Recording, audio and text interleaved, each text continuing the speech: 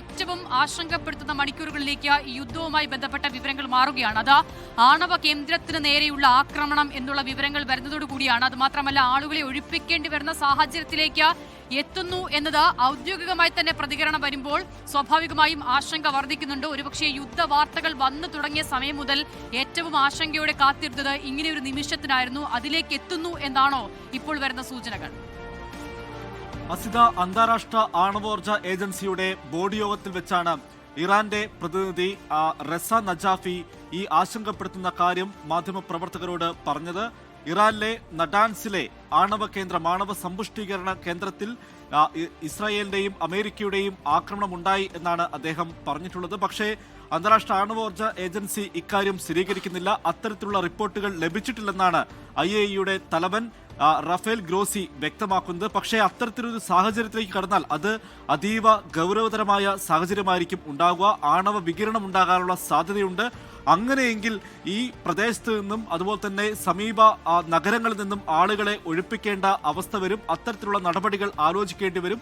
പക്ഷേ ഇതുവരെ ഇറാനിൽ നിന്ന് ഈ ആണവ കേന്ദ്രം ആക്രമിക്കപ്പെട്ടു എന്നുള്ള റിപ്പോർട്ട്, അതിന് തെളിവ് ലഭിച്ചിട്ടില്ല എന്നാണ് അന്താരാഷ്ട്ര ആണവോർജ ഏജൻസി അറിയിക്കുന്നത്. ടെഹ്റാനിൽ നിന്നും 220 കിലോമീറ്റർ മാറിയാണ് നടാൻസ് ആണവ സമ്പുഷ്ടീകരണ കേന്ദ്രം സ്ഥിതി ചെയ്യുന്നത്. നദാൻസ്, ഫോർദോ എന്നീ രണ്ട് പ്രധാനപ്പെട്ട യുറേനിയം സമ്പുഷ്ടീകരണ കേന്ദ്രങ്ങളാണ് ഇറാനിൽ ഉള്ളത്. നേരത്തെ കഴിഞ്ഞ വർഷം ജൂണിൽ അമേരിക്കയും ഇസ്രായേലും സംയുക്തമായി ഈ ആണവ കേന്ദ്രങ്ങൾ ലക്ഷ്യമിട്ട് ആക്രമണം നടത്തിയിരുന്നു. അന്ന് ഫോർദോയിലും നടാൻസിലുമായിരുന്നു പ്രധാനമായും ഈ അമേരിക്കയും ഇസ്രായേലും ലക്ഷ്യം വെച്ചത്. B-2 ബോംബറുകൾ ഉപയോഗിച്ച് ബങ്കർ ബസ്റ്റർ ബോംബുകൾ വീഴ്ത്തിയായിരുന്നു അന്ന് ഈ കേന്ദ്രങ്ങൾ തകർത്തെന്ന് അമേരിക്ക അവകാശപ്പെട്ടത്. പൂർണ്ണമായും തുടച്ചു നീക്കിയെന്നായിരുന്നു അന്ന് June 21 2025 June 21 American president Donald Trump അവകാശപ്പെട്ടത്. പക്ഷേ ഈ ഇറാൻ സമ്പുഷ്ടീകരിച്ച 400 കിലോ സമ്പുഷ്ടീകരണ യുറേനിയം ഉണ്ട്. അത് എവിടേക്ക് മാറ്റിയെന്നോ അല്ലെങ്കിൽ അത് എവിടെയാണ് ഉള്ളതെന്നോ ഉള്ള കാര്യം വ്യക്തമായിരുന്നില്ല. ഇത് ഫോർദോയിൽ ഈ സമ്പുഷ്ടീകരിച്ച 400 കിലോ യുറേനിയം ഉണ്ടെന്നായിരുന്നു നേരത്തെ പുറത്തു വന്ന വിവരം. പക്ഷേ അത് എങ്ങോട്ട് ഇറാൻ മാറ്റിയെന്നുള്ള കാര്യത്തിൽ, എവിടെയാണ് സൂക്ഷിച്ചിരിക്കുന്ന കാര്യത്തിൽ വ്യക്തത വന്നിട്ടില്ല. B-2 ബോംബറുകൾ ഉപയോഗിച്ചുള്ള ബങ്കർ ബസ്റ്റർ ബോംബുകൾ ആണ് ഇവിടെ പ്രയോഗിച്ചത്. അത് 60 മീറ്റർ ഉള്ളിലേക്ക് ചെന്ന് തകർക്കാൻ ശേഷിയുള്ള ബോംബുകളാണ് ഈ ബങ്കർ ബസ്റ്റർ ബോംബുകൾ. അതിലും താഴെ ഭൂഗർഭ നിർമ്മിത ആണവ കേന്ദ്രമാണ് നദാൻസിലെയും അതുപോലെ തന്നെ ഫോർദോയിലെയും. ഇത് നശിപ്പിക്കപ്പെട്ടിട്ടില്ല എന്നായിരുന്നു ഇറാന്റെ അവകാശവാദം. ഈ നദാൻസിലെ കേന്ദ്രത്തിലേക്കാണ് ഇപ്പോൾ ആക്രമണം നടത്തിയിരിക്കുന്നത് എന്നാണ് ഇറാൻ പറയുന്നത്.